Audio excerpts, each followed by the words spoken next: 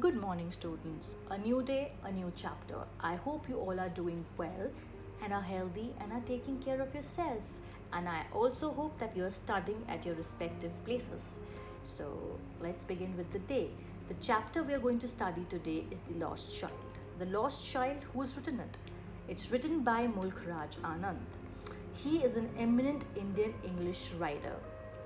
He is also one of the famous trio of Indian English novelists. So before proceeding further, I'll give you a little idea that what this chapter is about. The story concentrates on the universality of a child's desire for everything.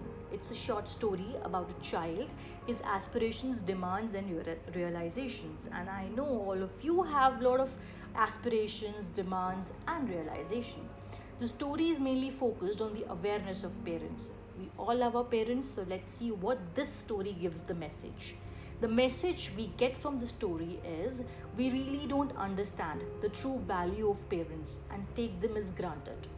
The significance of parents is only revealed once they are out of sight and we realize that the world is upside down. That is what the little child realized when he got lost in a fair. The ending is emotional as the reader keeps on guessing whether the lost child would have finally found his parents or not. So, talking about the chapter, the little child was excited because he was visiting the fair. This journey to the fair was overwhelming. On the way, he was often attracted by things which he witnessed. In the fair, he was attracted by the toys displayed in the shop. He wanted to buy toys, but his parents refused to buy them. There were sweet shops in the fair and several types of sweets such as gulab jamun, barfi and etc. These all were displayed in the plates. The child wanted to eat them. His favorite sweet was barfi. His mouth watered, but his parents paid no attention to his request. He often walked behind his parents and sometimes he was attracted by things in the fair. He lagged behind his parents. In the meantime, his parents also gave him a cautionary call. Come, child, come.